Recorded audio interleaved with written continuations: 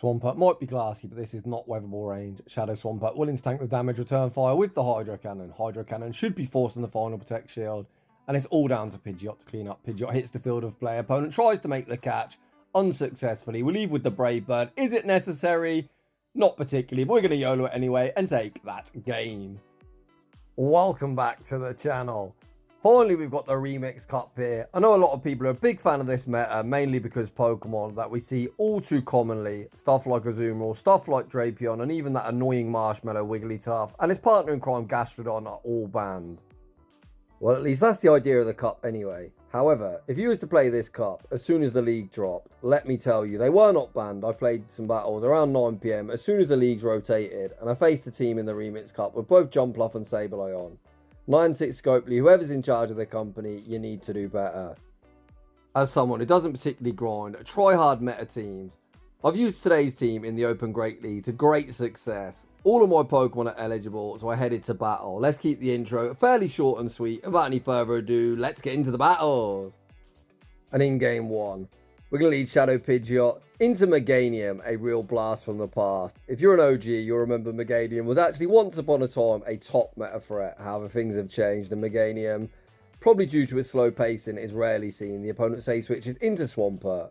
Haven't got a great response to an energy lead Swampert, so I'm going to stay in with Pidgeot, fire off the Air Cutter, shield one Hydro Cannon and send out Diggersby. Despite this incoming Hydro Cannon hitting for super effective, it's ironically going to do probably about the same as it would do to our Mud Boy, where the damage would only be neutral. Another reason I sent out the Bunny is because when Meganium returns, we're going to only be taking super effective from the Vine Whips as opposed to double super effective, and the big fat bunny, living up to his nickname, able to reach back-to-back Fire Punches. Fire Punch, force the Protect Shield. The opponent then makes a very nice play, send out the Quagman and get a very nice energy lead. An energy lead Quagman is going to be an issue for me.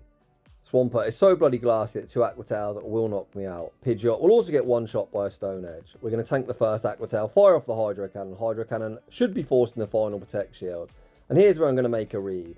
The opponent likely throw the next Aqua Tail. One quick move before we reach the Hydro Cannon, as they do not want to play to the CMP tie, they do not win.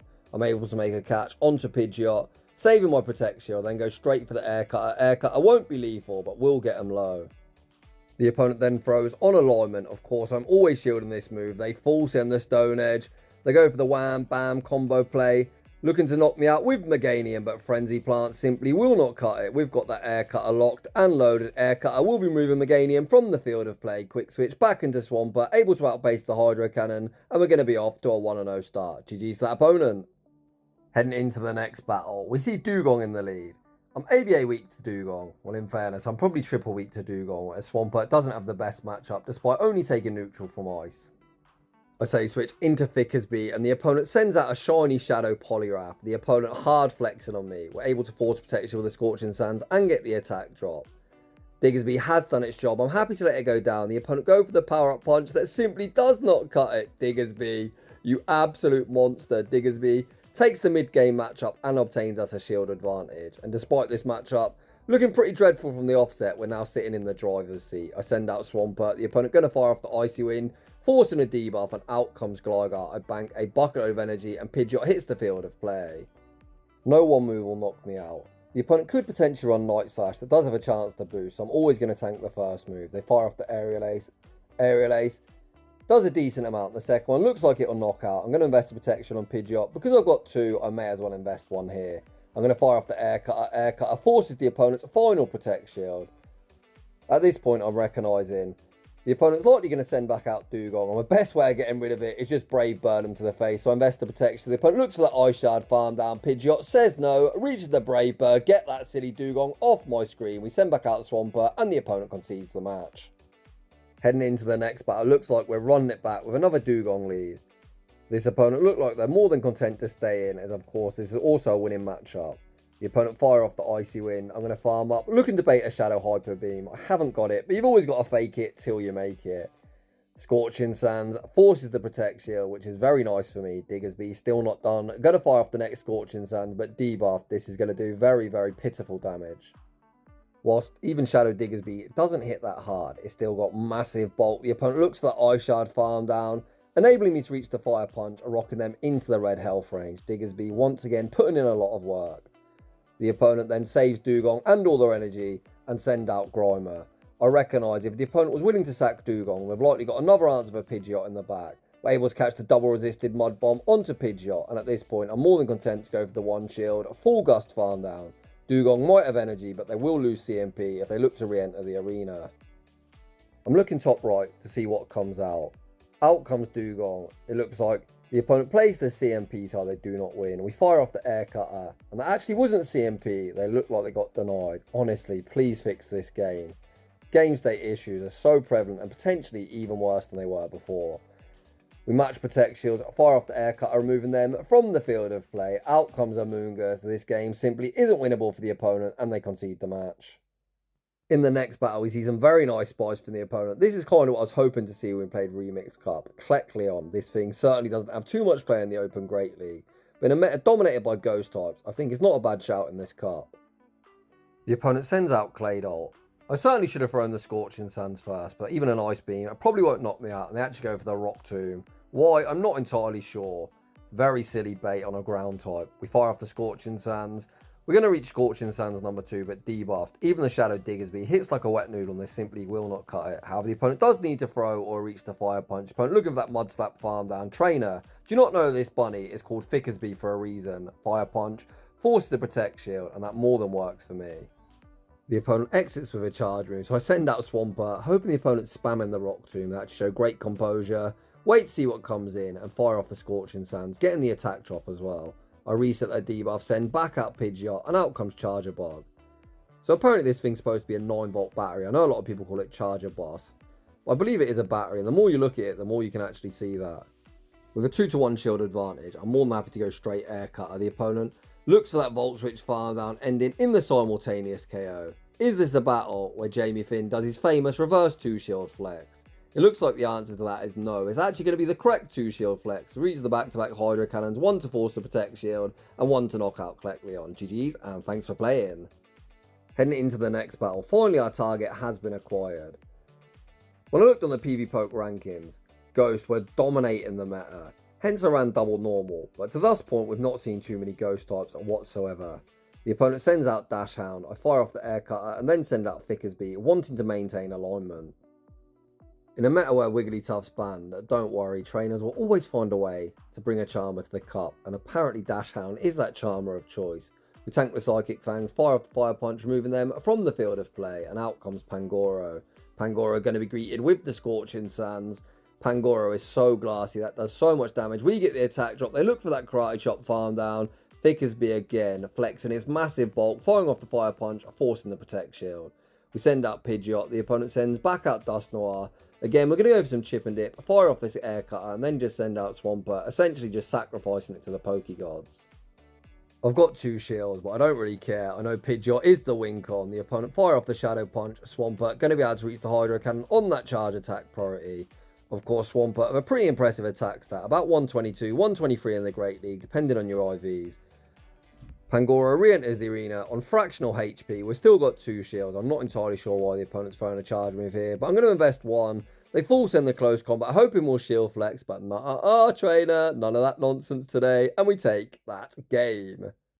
So we managed to go 5-0, and I was like in my Discord, Pidgeot is the secret sauce. However, if I'm being brutally honest, I'm not entirely sure I'd recommend this team. As despite early success, things didn't go quite that successfully for the remainder of the day. We send out Toxapex, attempt to catch a Sludge Wave onto Thickersby, but honestly, who's going to full send a Sludge Wave at a glassy Shadow Pokemon? Clearly not my opponent. Out comes Greninja. They fire off a Hydro Cannon, picking up the knockout. I'm thinking Greninja's insanely glassy. I can probably just fire off an air cutter and remove him from the field of play, right? Shadow Pidgeot hits reasonably hard, and that is such a huge miscalculation for me. It was nowhere close. However, I can go for the 1 shield and farm down, as long as they don't have a steel type. We're likely going to force our Protect Shield back, Brave Bird in, whatever should re-enter the arena. Out comes Toxapex, we YOLO the Brave Bird, obtaining that shield back, and send out Swampert. Swampert Diggersby. So we're a water type, they're a ground type. This should be a good matchup, right? I think you're very quickly going to find out what I already know is nowhere near as good as you'd hope for.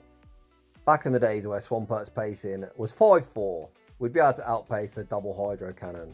But here you can see I farm up, When I reach the double, but that is a charge attack priority, we got attack dropped as well, meaning this Hydro Cannon's nowhere near close to knocking out Swampert. Gonna lose the one shield scenario. And you wonder, Swampert, why I don't call you the GOAT anymore and say Quagsire is the best mud boy in the Great League. Well, it paces quicker, it's got more bulk, and this one is going to end in defeat. GG's to my opponent. Of course, Quagsire also not a big fan of the mud shot rework. Also slower to charge moves.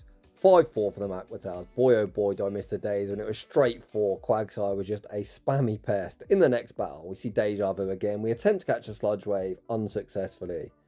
The opponent sends out Lotix into Diggersby. If I'm being brutally honest, I'd much rather be the big fat bunny than the bug type in this mid-game matchup. As the opponent tanked the Fire Punch, I think I should go for the one shield and farm down, but honestly, can I shield Diggersby?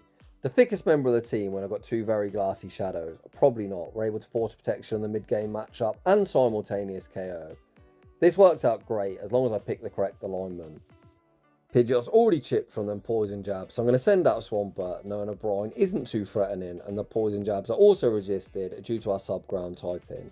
We're going to tank the first, shield the second. So they're going to be 7 off this next move. Hydro Cannon is resisted, but I'm hoping after 7 residual mod shots, the Hydro Cannon will pick up the knockout. Toxapex is thick, Hydro Cannon hits quite hard, unfortunately isn't quite enough to get the job done. But I've got a Brave Bird banked on Pidgeot. I'm happy to mod shot farm down and hope this energy goes places in the back. Oh boy, out comes Cacturne, and the opponent can pick their poison. Clearly they don't actually want poison, they shield the Sludge, which means we're going to Brave Bird him to the face. Cacturne makes a very brief cameo appearance straight in and straight out, and we take that game. Heading into the next battle, we see Tinkaton in the lead. So this was the first of many Tinks I saw. I opted to instantly pivot into Diggersby rather than banking energy. I think banking energy and then looking to make a catch is probably a better play, as Pidgeot of energy does go places. Despite early success, the reason I wouldn't recommend this team is this double Sucker Punch team that I believe the opponent's running is so hard to beat.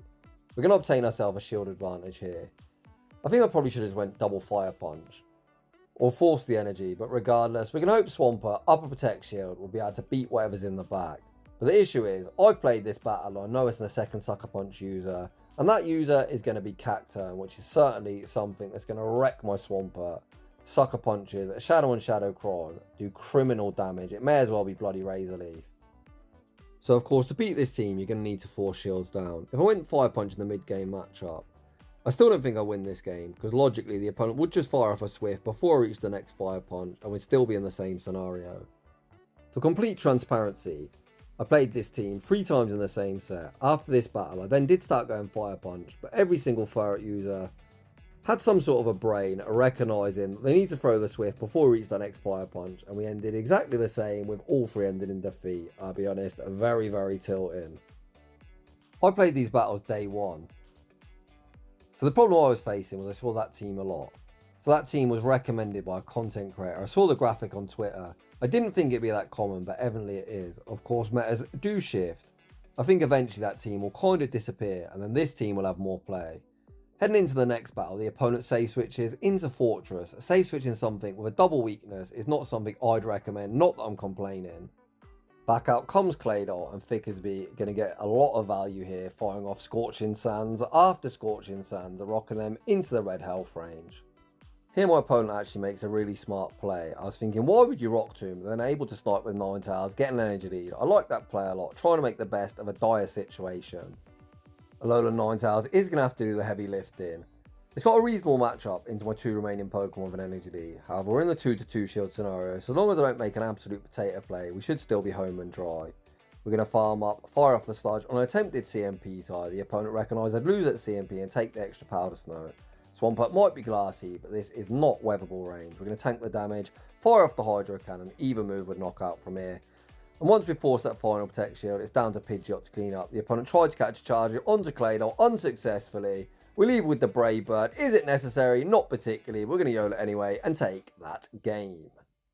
Heading into the next battle, Pidgeot into Dusknoir, Shadow on Shadow Crime. The opponent save switches into Pangoro. Trainer, do you have a death wish? This is the easiest one shield and farm down of my life. Opponent actually YOLO the close combat. Pidgeot gets that Gust farm down. The opponent like, you've got me. I saw a team on that graphic with Dusknoir double fighter. That has to be what they are running. So if that team becomes common, just run Pidgeot and you can solo the entire team. In the next battle, we see Tinkaton in the lead. So like I said previously, we make the adjustment. This cheeky SOB was going for a bulldoze bait on Pidgeot. Trainer, you savage. Regardless, we caught it onto the big fat bunny, and Jellicent hits the field of play. The opponent ended up giving me a free quick attack, which should enable me to reach back-to-back Scorching Sands. We get the attack drop. But unfortunately, again, Diggersby, I do think you're pretty good. Like, I enjoy your bulk, and it took me a long time to adjust to your playstyle. However, 2 Scorching Sands that do not cut it, and quick attacks are double resisted. So we're not going to be able to take back switch, which is kind of unfortunate for me. I can't think of another Shadow Pokemon I use, to be honest, where 2 neutral charge moves don't knock something out. Brutal, man. Pidgeot able to Gust Farm down. We pivot into Swampert, and out comes Drifblim. The opponent's on Astonish. If they're on Hex, potentially we have a chance here. Of course, they would debuff me quicker, but Hex would do objective less than these Astonishes. They are tearing through my HP. Again, the opponent throws on alignment. It's pretty unfortunate that we're going to lose to a trainer that isn't showing great game mechanics, and just via kind of RPS, to be honest. And we wonder why people say bulk is king, because bulk will often get you out of jail, even if you haven't got the best game mechanics. We invest a Protect Shield. I think I'm wasting my own time. Eventually we're going to concede the match and move swiftly on in another quite tilting battle. Heading into the next battle, we see Lotix in the lead. The opponent say switch into the Snail, running some kind of RPS nonsense. We send out Swampert and they instantly run for the hills. Get wrecked, trainer. In the next battle, once again we see Tinkaton in the lead. Again, we bank our charge move, make the catch onto the big fat bunny, and this opponent reveals Heavy Slam. So that's great information to know. It likely means they've got Play Rough. Who wouldn't run Play Rough? We're just roasting someone for the fast move time, and here Jamie Finn is the potato thrown in alignment. Feel free to roast me. I could try and argue that I just wanted to have some damage on this thing, as a dynamic punch would pick up the one shot. However, we don't win CMP, so I could have thrown one extra quick attack. Not that it does anything really, it's double resisted, but you should always practice good game mechanics and not be a potato like washed up Jamie Finn. Looking for some positives, at least we've got a Brave Bird bank that hopefully will come in handy later.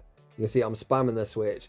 We pivot into Swampert, and out comes Corsola. Once again, another Astonish user in the back. However, this one is nowhere near as oppressive as Shadow Drifblim, so potentially we've got play. Unlike the Dust Noir, it's paramount that I throw out good timing. So one Mud Shot, and the Hydro Cannon. Any snuck Astonishes and it's game over for me. The opponent farm up a bucket of energy, and of course I'm shielding this. The opponent fire off the Nightshade. We can one and throw the next Hydro Cannon. This should force the final Protect Shield of the game. I thought about this battle long and hard. I saw Tinkaton come in and instantly pivot to Pidgeot, so I think I could have either banked the Hydro Cannon, or here, after done the Brave Bird, I need to stop tapping, as that one extra Gust I got off is going to cost me. Of course, we're going to shield and farm down, but I need to exit with a charge move, and I've done too much damage. Again, there's win cons in this game. I didn't execute it fantastically. Not saying it was the easiest win con to execute, but there was definitely ways I could have won this game, but unfortunately it does end in heartbreaking defeat. GG's to that opponent. So I did mention in yesterday's video that I've been quite frustrated with my gameplay. If you watch my early content, I was zoned in and made so few misplays. However, nowadays I play so infrequently, and I'll be honest, don't really concentrate that much. I make far too many mistakes, and I think as a content creator, you should be playing clean, educational, or at least be funny. Am I funny? That's for you to decide. Am I playing clean? Nowhere near as clean as I need to be, so we're going to look to tighten up in the coming weeks. The reason I've gone to Swampert as opposed to Diggersby is I think they might be looking to bait out a ground type, and Swampert doesn't have any ground type charge moves, so we're going to save the big fat bunny in the back. Is that the correct play? There's only one way to find out. You're going to have to wait and see. Swampert maintains alignment and leaves with a Hydro Cannon. Out comes Primate. We get the world's most skillful deny. I'm just kidding, it's just because the game's crap. Rather than concede a farm down, we pivot back into Pidgeot, and win con from here is nice and simple. Shoot up the dynamic punch, fully Gust farm down, leaving with the double Air Cutter. Primate, insanely glassy. Air Cutter. We saw on Greninja, doesn't do that much damage, but that was only neutral. This is super effective. The first forces the Protect Shield, and the second is going to be all she wrote. Sorry, Primate, you're one of my favourite Pokemon, but unfortunately today is not your day. And we even get the world's most unnecessary boost. Heading into the final battle, we see a battle of flying types.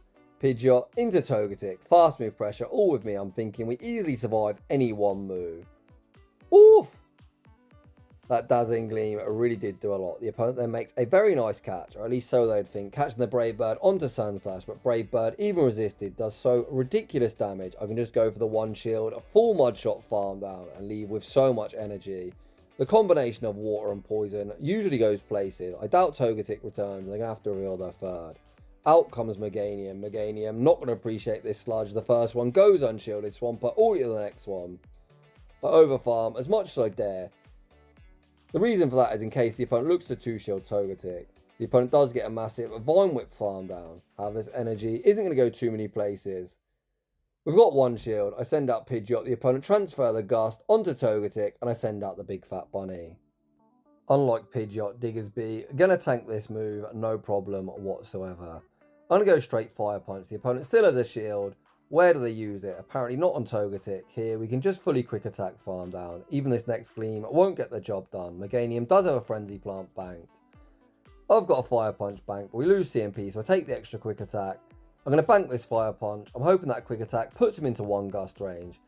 It's actually 2 Gust, but they never ever Vine Whip farm me down, and we take that game. So that is just about going to wrap things up for today's showcase.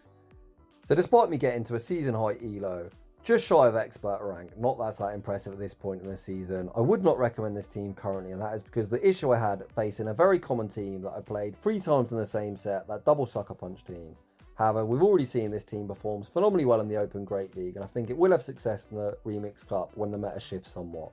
So if you're enjoying the content, smash that like button if you're new, consider subscribing. If you like your battles featured on my channel, a link to Battles Feature Form is down below. And as always, a huge thanks to everyone for watching, and I'll see you all in the next one.